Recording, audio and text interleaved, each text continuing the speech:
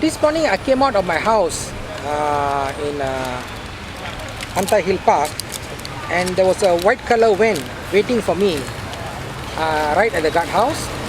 I saw them from a distance. I went by near and I told them, they asked me, kamu kena ikut saya ke balai polis. I asked them why. He said, cakap di balai. I said, you ada warrant? He said, tak perlukan warrant. And then I asked, no, I can't come with you because unless you arrest me, handcuff me, otherwise I'm not coming, I will go. So they said, what charabite? I said, no, you handcuff me, or otherwise I'm not coming with you. So I was handcuffed and my wife was with me. She took pictures of it. It was put in our website. And after that we were I was straight brought here to Balai Police Sentul, which is in Jinjang.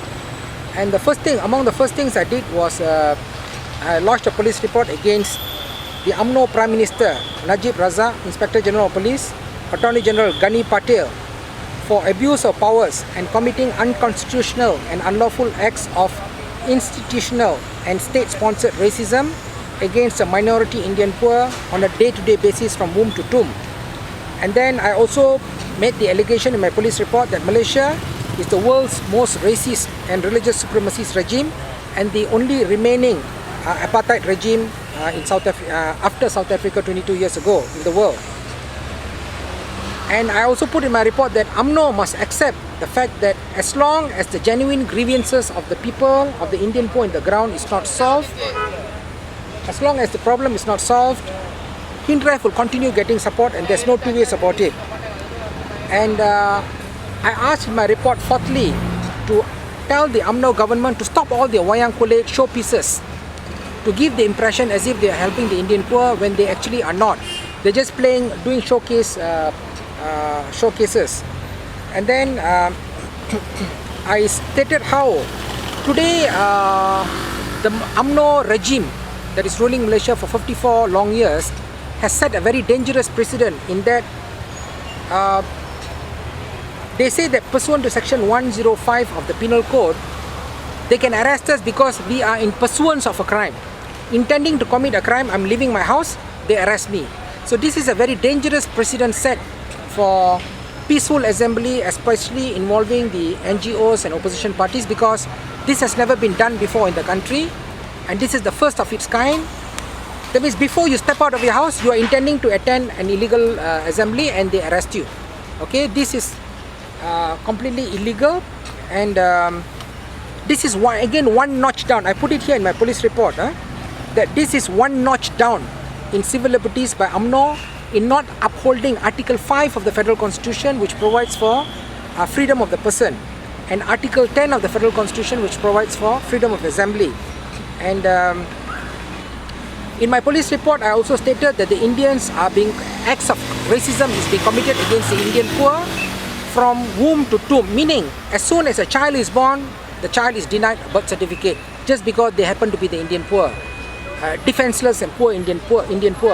And then as soon as they grow up, they're not good in the academics, they can't go to the nearest Get Mara skills training institute, only for Malay Muslims. So says which law? Which law in the country says that only the Malay Muslims can go to Get Mara, not the Indian poor, not the other communities, not the Chinese. Okay? And then thereafter, Tamil schools after 54 years are still in cow-shed-like conditions. And after that, you have university places, top and high achieving 2,235 last year.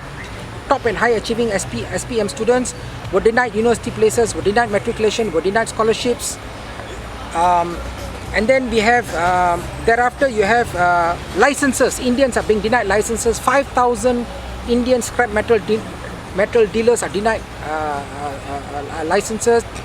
Business opportunities, you look around, okay, the Indians cannot set up an Esso, Petronas, Shell, cannot. Why not? What's wrong with us?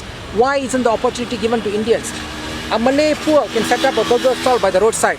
Can an Indian set up a vadai shop by the roadside? They will break it up. This is the exact UMNO racism that we are fighting against. And then equal opportunities to government jobs, GLCs, private sector, promotional opportunities in their jobs is not given.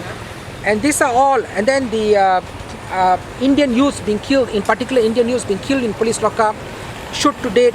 Indian villages, the latest you see Batu village about to be demolished, Ladang Bukit Jalil, Kampong Railway in Kuala Lumpur. These are all the latest examples. To me, all this, the sum total amounts to, I put in my police report, open inverted commas, ethnic cleansing. I've again made the allegation of ethnic cleansing. All this amounts to ethnic cleansing to me, knowing that there's a charge for making this allegation. There's a sedition charge against me pending, which carries a 3 years jail. But irrespective, I have to continue telling the truth and championing the rights of the Indian poor. The Indian poor, because of all these acts of racism, they live in misery on a day-to-day basis until their dying days. Some of them get into crime, and the weaker ones just simply commit suicide. The suicide rate among the Indian because of poverty, arising out of poverty, is 600% above the Malay poverty rate. And when Jayadas in Balai Police Central here, he complained to the police, look, all this are happening. Just last weekend, 70 people demonstrated outside the Libyan embassy. They did not have a police permit. Why weren't they arrested? When he asked them, they said the UMNO police force is racist. UMNO is racist. Immediately he was handcuffed. He was pushed into the lockup. 4 people grabbed him and took off his Hindraf t-shirt by force, and 1 person was videoing him. And this is all completely uncalled for. And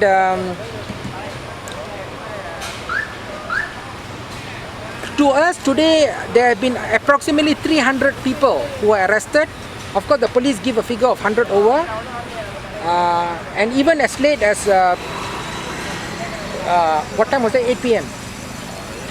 As late as about 8 p.m., 14 people, including a Form 5 student, a juvenile, was arrested for merely standing outside the police gates in support of us, 8 of us, showing support. The police came charged, full baton charge. They beat them up. Selvam was near KLCC. Selvam, the Vice President of Human Rights Party, he was kicked. His left leg was swollen. Right leg, there was a bruise on his right knee. His left-hand side ribs, he was in terrible pain. And then the head, they pushed his head. He had a sprain on the neck. And Jayadas, they roughed him up. His whole body is painful. And then 2 more people tonight. There have been another further 14 after all the arrests, after all the release now. The 100 over, or to us is 300, but they are not giving us the exact figure. Now the last 14 were arrested, and we were waiting outside, and the police chased me out of the Balai Police, and they got the riot police outside the Balai Police ready to charge on us. And now there's a Black Maria which has been taking the 14. What's the time now, Raj? Now going to 10:45. Okay, now it's now 10:45 p.m. on the 27th of February 2011. A Black Maria just came out of the Balai Police Central in Jinjang. They are going towards town. Now we think that they may be brought to the Campbell Police Station in KL City Centre, and we all are going there now. It's a very sad day for justice, very sad day for human rights, very sad day for civil liberties in this country. But irrespective, the Hindraf people power struggle will go on. And they also say that Hindraf is an illegal organization, so says the Prime Minister. We have written to the Prime Minister and the Home Minister that after Hindraf was banned in the year 2009, we had submitted an application under the name of Hindraf Makal Sakti. Okay, we have registered, has been duly acknowledged by the Registrar of Societies. In the same way, if Hindraf is illegal, so is UMNO. UMNO is illegal. UMNO Baru is legal. UMNO was declared illegal by the courts in 1988. Okay, after a tussle between Tengku Razali and Dr. Mahathir Mohamad. So now they call it UMNO. Technically, UMNO is also illegal. So one law for them, one law for us. Whereas Article 8 very clearly provides for equality before the law. I was released about more or less about 7 p.m.